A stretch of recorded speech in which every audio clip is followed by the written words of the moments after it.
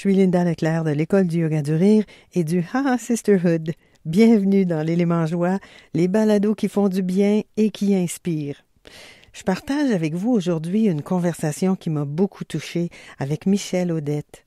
Pour ceux qui ne la connaîtraient pas, Michèle, Tahina, est née d'un père québécois et d'une mère Innu. Elle a été présidente des Femmes autochtones du Québec et du Canada, sous-ministre associée au ministère des Relations avec les citoyens et de l'immigration, chargée du secrétariat à la condition féminine. Vous l'aurez compris, c'est une femme politique, militante et dirigeante amérindienne du Canada. Elle siège présentement sur le comité d'enquête national sur les femmes et les filles autochtones disparues et assassinées. Parcours d'une femme normale et exceptionnelle. Bonne écoute.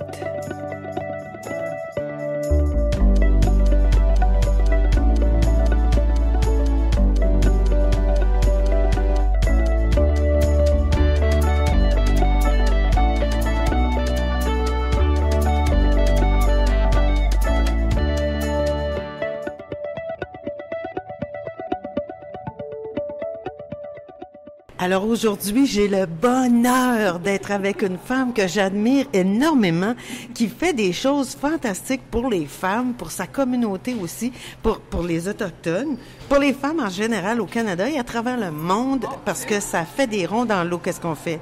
Alors je suis avec Michèle Audette, qui me fait le grand plaisir d'être avec moi aujourd'hui pour partager ses trucs de zénitude, de joie, de bonne humeur. J'aimerais ça que tu partages avec nous. Toi, t'as fait beaucoup de routes, t'as été au gouvernement, t'as été sous-ministre, t'as été de toutes sortes de revendications. Donc, ça brasse des choses parce que là, c'est beaucoup la justice. J'ai juste le mot justice dans la tête, là. Et l'injustice. La justice et l'injustice. Donc, t'as entendu certainement beaucoup d'histoires aussi. Alors, Michèle Audette, qu'est-ce que tu fais, toi, dans ta vie, à tous les jours, ou quand t'as des moments où ça va moins bien, ou tu perds un peu l'espoir, ou pour garder le cap sur quelque chose de joyeux, de positif, pour garder l'étincelle dans tes yeux, qu'est-ce que tu fais? Ben, qu'est-ce que je fais pour rester heureuse ou zen et heureuse? Ça peut être les deux en même temps. J'essaie à chaque jour d'être en gratitude. Je dis souvent par écrit ou dans mes pensées le matin ou le soir, merci mon Dieu d'amour, merci la vie surtout, merci la vie. Ce que je fais, je le fais parce que j'accepte depuis quelques années que j'ai le droit d'être triste quand je suis triste. Je m'autorise et j'accepte de pleurer. Et une fois que j'ai pleuré avec quelqu'un ou toute seule, je sens là une boule d'amour reprendre sa place. Fait que ça, pour moi, c'est important. Le 14 août 2013, je me suis réveillée à l'hôpital. Puis je voulais mourir. Fait que depuis ce temps-là, je me suis dit, c'est une dépression, c'est une peine d'amour, c'est un burn-out. Et si je me suis rendue là, c'est que je me suis oubliée. Je me suis oubliée et le suicide, pour moi, était la solution. Et j'ai dit au médecin, vous savez, je vais faire comme un bulldog ou comme un chien qui mord le facteur. Je vais rester accroché à vous, monsieur et madame, parce qu'ils étaient deux, parce que je sais que j'aime la vie d'habitude et que là, il y a quelque chose qui se passe en dedans de moi, que j'ai perdu le contrôle de ma vie. Et à partir de ce moment-là, il y a eu cette grande guérison, mais surtout d'accepter que quand je suis fatiguée pour me calmer, me reposer, de faire place à cette beauté qui est simple, qui est la vie. Hey, je m'attendais pas à cette réponse-là. Là.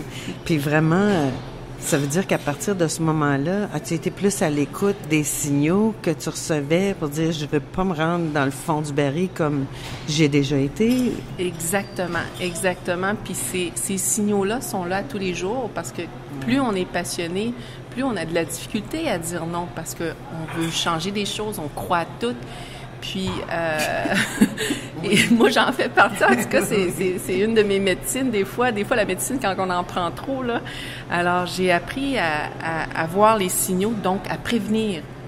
Donc, et ça m'a pris du temps. Jusqu'au mois de janvier, récemment, ma mère, elle a eu un AVC, un début d'AVC. La petite coquine, elle nous l'a caché. Alors, j'ai dit, je comprends, j'accepte que tu nous le caches. Cependant, je vais me déplacer à cette île et je le fais souvent à cette heure, beaucoup plus souvent. Et je lui ai dit, Négar, maman, Evelyne, montre-moi les perles, montre-moi ton savoir, montre-moi ta connaissance inoue, la peau de caribou, la chasse, la trappe, la pêche, la médecine, montre-moi tout ça. Et elle m'a appris à perler puis à broder au mois de janvier. Oui, puis ce que tu fais, c'est magnifique. On voit tes photos parfois sur Facebook. C'est magnifique. Merci. Et c'est ma relation maintenant avec les perles m'a amené à... Le cinéma pouvait m'aider à m'évader. Des revues quétaines à l'épicerie pouvaient m'aider à m'évader, ou des séries de télévision, sauf que je guérissais pas en dedans. Je faisais juste m'évader d'une situation stressante ou des émotions avec une autre personne, mettons. Alors que je me disais, voyons, il y en a qui courent. J'ai essayé de courir, j'ai mal aux genoux. Je cours, j'aime ça, mais j'ai mal aux genoux. Fait que des fois, je suis toute fière de moi, de mon petit 5 km, mais je me disais, non. Plus que beaucoup de monde. Mais il faut que je fasse d'autres choses. Et ça m'a pris des années. Et mon amour maintenant pour mon équilibre, ma santé mentale, émotionnelle, physique et spirituelle, là, c'est mes perles. C'est un projet, en fait, c'est de la création. Donc, pendant que tu fais ça, je suis certaine que tu es en pleine méditation, puis tu es en plein dans le moment présent. Et voilà, très bien dit. Le moment présent, puis en même temps, dans la gratitude. Parce que j'envoie un message, c'est même pété. C'est profond et pété, excusez-moi l'expression, là. C'est que je demande, pas juste à l'univers, mais j'envoie à l'univers, donc les gens sur les médias sociaux, si vous aviez un message ou un mot aujourd'hui, une pensée, ça serait quoi? Alors, les gens vont dire liberté, amour, tendresse, justice.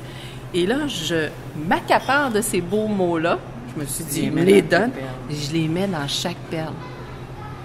Puis ça, là, pour moi, là, ça m'a tellement aidé. Fait que quand je suis stressée, mes enfants me font suer des fois, puis je les aime au bout. J'en ai 5. Je vais perler. Il y a des enjeux sociaux, politiques ou absurdes sur la planète ou au Québec ou au Canada, je vais perler. Puis là, si j'ai une entrevue qui va amener trop d'émotions parce que j'ai de la rage sur un enjeu, je vais perler.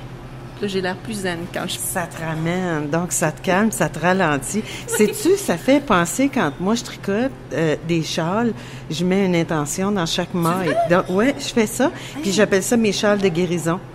C'est que c'est à chaque fois que je m'entoure de mon châle, je dis je suis en train de mettre toutes les intentions que j'avais mis.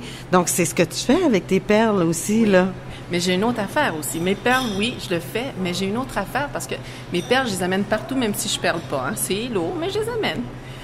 Mais... Oui, parce qu'il y a plusieurs couleurs, tu as plusieurs... Puis il y a le canevas, pas le canevas, mais le médium sur lequel tu couds tes perles. Oui. Il y a tout un concept aussi sur l'histoire Innu, là, et autochtone. Ça m'a amené à Washington, ça m'a amené dans différents musées, dans d'autres villes, pour aller voir dans leurs voûtes qu'est-ce qui se passe sur l'histoire des Inuits et des Autochtones au Canada. Donc, ça fait qu'il y a une belle histoire d'amour qui me fait sourire quand je suis dans, mettons, un petit down. Mais il y a une autre affaire aussi, il y a l'humain, c'est humain, hein? Ça des fois des méchancetés, des fois absurdes. Il y a de la lumière puis il y a de l'ombre. Oui, quand je suis entourée d'ombre, mettons qu'on a provoqué ou qu'on reçoit sans l'avoir demandé, peu importe.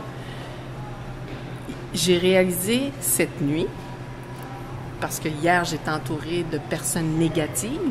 Puis si moi, je suis sensible, j'ai l'air tough à la télé là, ou devant les médias, peu importe, mais je suis une grande sensible, une grande, grande sensible. Et je suis retournée chez moi hier, puis en disant « merci la vie », j'ai dit « qu'est-ce qui fait que je reste souriante quand je retourne me coucher? » Bien, j'ai défilé ma journée et c'est là que je vois une caresse d'une personne, un sourire d'une personne, une félicitation pour ce que vous faites, madame, d'un étranger qui arrête sa voiture parce qu'il m'a reconnu, ou d'une amie que ça fait longtemps que je n'ai pas vue, mais le sourire que cette personne me donne, là, comme une éponge, je l'absorbe, puis je me dis, mais ça, c'est de la guérison. Et tu reçois autant de positif, puis quand il y a du positif qui t'est envoyé, que ce soit verbal ou que ce soit du non-verbal avec un sourire, ou que tu le ressens aussi. Et voilà. Fait que tu dors comme un bébé, après tu te dis, ça vaut la peine. La peine... Elle existe, il faut l'accepter, il faut l'accueillir, c'est comme ça je pense maintenant, mais il faut surtout, puis c'est là-dessus que je carbure, par la bonté des gens que je croise, inconnus ou amis. Ouais. Tu vois, moi, je dis ça vaut la joie. Il y a quelqu'un qui m'avait dit cette phrase-là à un moment donné, puis j'ai dit, c'est vrai, on dirait qu'on met beaucoup l'emphase sur le mot peine quand on dit, ça vaut la peine, on passe notre temps à dire ça. Alors que on devrait probablement dire ça vaut le coup, mais j'ai dit, mais plutôt que si je peux pas dire ça vaut la joie, je vais dire ça vaut le coup, mais je vais dire ça vaut la joie. Alors que moi, surtout quand c'est pour quelque chose de positif.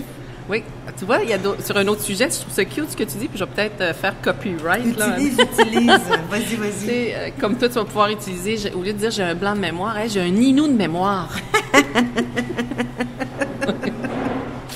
J'aurais pas dit ça, moi. Mais... J'ai un trou de mémoire. J'ai un indien de mémoire. Toi, tu ris beaucoup avec tes enfants aussi. Ça se peut-tu? Il me semble que je vois régulièrement des trucs aussi où vous riez, vous faites des choses quand même assez comiques ou pour vous... Ah, mon Dieu, il y a des fois des choses que je veux mettre, mais c'est trop, là. Mais oui, mes enfants, j'ai appris à être une maman plus tard, moi, dans la vie. Mes deux plus vieux, je les remercie de m'aimer. Pas que j'étais mauvaise, je savais pas comment être maman. Il n'y a pas de mode d'emploi pour ça. Puis j'assume, là. Puis mes enfants, aujourd'hui, c'est des beaux garçons. Alors que chez Shishka, Yokwase et Awastia, là, j'étais dans la trentaine avancée. Je me suis dit, on ne fera pas les mêmes erreurs, mais on va être maman pour les 5 et je les aime tous et toutes égaux, là. C'est vraiment capoté. Puis en même temps, j'ai accepté de dire à mes enfants, quand je file pas, je file pas. Puis de pas le prendre personnel et de me laisser vivre cette petite bulle-là parce que je veux pas la traîner. En fait, tu te permets d'être humaine à leurs yeux aussi. Oui. Comme moi aussi, j'ai des jours que ça va mieux, puis des jours que ça va moins bien. J'ai des moments où je suis perturbée, où je suis plus triste. Ça va revenir, mais ça restera pas toujours de ce côté-là. Mais là, c'est ça. Oui. Puis je leur apprends aussi, au lieu de crier, c'est pas facile. Puis j'ai pas à 100% la réussite, mais c'est pas grave, on continue de verbaliser au lieu de crier ou de pousser ou d'être physique là, quand il y a une frustration. Donc ça, je le fais au quotidien avec mes enfants. Je les ai une semaine sur 2. Puis, j'apprends aussi, c'est récent ça dans ma vie depuis 2013, à lâcher prise sur le stress professionnel puis de dire, regardez, là, je vous ai une semaine, je dois travailler, mais je dois aussi arrêter le... Oui. Puis ça, là, ça m'aide. Fait qu'on est parti en voyage où on va faire des choses, des fois qu'on n'a pas prévues, puis ils chialent, puis on finit par... Puis à la fin, je dis, puis c'était le fun, finalement, hein? Ah oui, je m'excuse, maman. Puis ils ont des anecdotes, fait que je m'accroche là-dessus en me disant, c'est-tu cute, la spontanéité, puis c'est des petits miracles, là, ces enfants-là, là. Ouais. Ah, c'est beau. Ah, écoute, c'est vraiment des beaux partages inspirants que tu viens de nous léguer parce que, toi, t'es assez public depuis très longtemps aussi, là, puis que t'aies accepté d'entrer dans une zone de vulnérabilité comme ça pour nous partager ça, je l'apprécie vraiment beaucoup. Merci. Puis je suis certaine que toutes les personnes qui vont écouter ce partage-là avec nous aujourd'hui, on a toutes gardé que tu mets l'accent sur des choses positives, tu remercies à tous les jours, puis tu perles. Oui, oui. Puis j'ai des grands rêves aussi, hein. C'est ce qui me fait rester positive, c'est que qu'on soit, comme tu le fais, là, quelque chose de simple. Mais ça, là, ça va révolutionner le monde. Hein. Peut-être que les gens vont rire de nous, là. Mais moi, ça m'étonnerait. Depuis que j'ai changé d'attitude avec les gouvernements ou les Québécois et Québécoises, là, depuis que je suis positive dans ma démarche, au lieu d'accuser et d'être noire, il y a tellement de monde dans mon canot que je vais être obligée de le changer. Il est trop petit maintenant. C'est bien. Oui. Fait que merci pour ce que tu fais. C'est moi qui te remercie parce que là, ce que j'ai entendu, c'est une belle femme qui dit qu'elle se permet ces moments de tristesse. Quand c'est là, mais que tu dis, tiens, je vais faire quelque chose. Donc, tu rentres dans une action qui te fait du bien à toi. Et qui t'amène avec tes racines aussi. C'est vrai. Oui, exactement. Un grand merci, Michel. Merci. À toi aussi.